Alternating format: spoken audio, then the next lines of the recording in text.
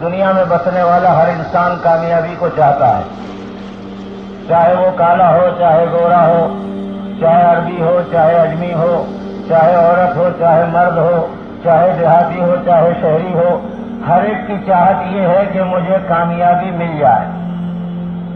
لیکن عارفین فرماتے ہیں کہ ہر زمانے میں انسان دو چیزوں سے غافل رہا۔ ایک تو انسان کو یہ معلوم نہیں کہ میری کامیابی ہے کیا، اور دوسرے انسان کو یہ معلوم نہیں کہ میری کامیابی کو کہاں رکھا ہے۔ ہر زمانے میں اللہ تعالیٰ شانہ نے انبیاء علیہ الصلوۃ والسلام کو بھیجا، اور انبیاء علیہ الصلوۃ والسلام نے آ کر انسانوں کو اپنی اصلی کامیابی کیا ہے وہ سمجھایا، اور اس کامیابی کو اللہ نے کہاں رکھا ہے یہ سمجھایا۔ تو آج دنیا میں بسنے والا ہر انسان کامیابی کس کو سمجھتا ہے؟ انسان نے کامیابی اس کو سمجھا کہ میری پیدائش سے لے کر موت تک کی زندگی بن جائے، جو بہت تھوڑا زمانہ ہے۔ پیدائش سے لے کر موت تک کا جو زمانہ ہے وہ بہت تھوڑا زمانہ ہے۔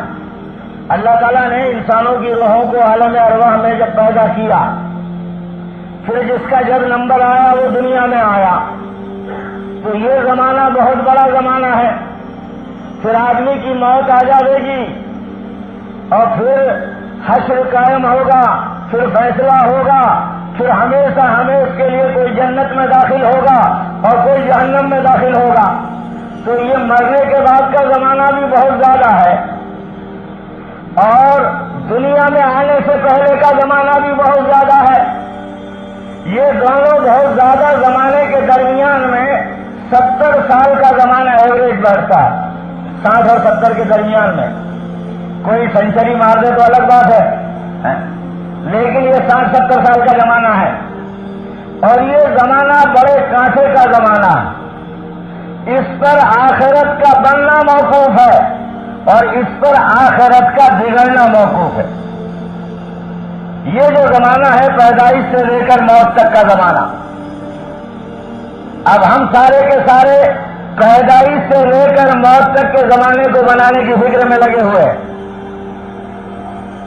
گویا یوں سمجھو کہ قطرے کے بنانے کی ہم فکر میں لگے ہوئے ہیں، اور سمندر ہمارے سامنے آنے والا ہے۔ دنیا کی زندگی جو ہے قطرہ ہے، اور آخرت کی جو زندگی ہے وہ سمندر ہے۔ تو ہم سارے کے سارے قطرے کے بنانے کی فکر میں لگ گئے۔ جس کو دیکھو وہ قطرے کے بنانے کی فکر میں لگا ہوا ہے۔ بھئی یہ رفیق بھائی جیرا والا مسجد نہ گیٹ پر ظہیر بھائی نے مرے، یہ رفیق بھائی جیرا والا جو ہے وہ مسجد کے گیٹ پر چلے جائے، وہاں ظہیر بھائی کو مل لے۔ درود شریف پڑھ لو بھائی، اللہم صلی علی سیدنا مولانا محمد وعلی آل سیدنا مولانا محمد مبارک وسلم۔ تو ہم سب جو ہے وہ قطرے کی تیاری میں لگے ہوئے ہیں۔ پیدائش سے لے کر موت تک کی زندگی کو بنانے کی فکر ہم سب پر راہق ہے۔ میری پیدائش سے لے کر موت تک کی زندگی بن جائے، جھوٹ سے بنے، فریب سے بنے، دھوکہ دینے سے بنے، غبن سے بنے، مسجد کا چندہ ہضم کر جانے سے بنے، قبرستان کی کمیٹی کا چندہ ہضم کر جانے سے بنے، بس پیدائش سے لے کر موت تک کی زندگی کے بنانے کی فکر میں ہم لگے ہوئے۔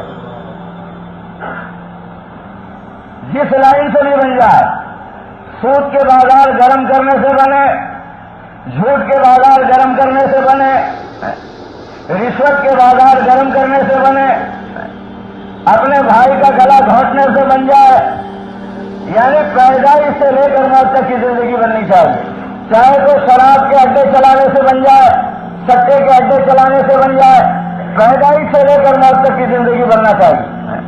اس کی مثال تو ایسی بنی جیسے کسی ایڑے کو پاگل کو یوں کہا جائے کہ ایڑے صاحب تمہارا تو مقدر بدل گیا، یوں کہ کیا ہوا؟ یوں کہ یونو کا آپ کو صدر بنایا جا رہا، یونو کا صدر، پوری دنیا کا بادشاہ آپ کو بنایا جا رہا۔ کتنے وقت کے لیے؟ یوں کہ 10 منٹ کے لیے، 10 منٹ کے لیے آپ یونو کے بادشاہ بن جاؤ۔ پھر کیا ہوگا؟ یوں کہ 10 منٹ میں آپ جون سے جموں ریٹ میں سفر کرنا چاہو کر لو، جون سے سوئٹزرلینڈ کی گوری کے ساتھ نکاح کرو، رنگریلیے اڑا لو۔ پھر کیا ہوگا؟ کیونکہ پھر ایسی آگ جلائی ہے جس کی شعائیں آسمان کو چھو لے، ایسی آگ ہے، اس میں آپ کو ڈالیں گے اور کبھی نکالیں گے تو ایڑا کیا کہے گا؟ ہمارے اپنے ایڑے ہی اچھے، پاگل ہی اچھے۔ کبھی شیخ صاحب کے عہدے پر چلے گئے، انہوں نے کھچڑی اور کڑھی دے دی، کبھی خان صاحب کے گھر چلے گئے، انہوں نے گوشت پلاؤ کھلا دیا، مسجد کے عہدے پر سو گئے، صبح ہو گئی، یوں کا ادھر سے ادھر زندگی گزر جا رہی ہے۔ اچھا ہے باقی 10 منٹ کی بات کرو اور پھر ہمیشہ آگ میں جلو، ایڑا یوں کہے گا پاگل یہ سودا اپنوں کو منظور نہیں، پاگل یہ سودا منظور نہیں کرے گا۔ لیکن افسوس ہم سب عقل مندوں نے یہ سودا منظور کر لیا۔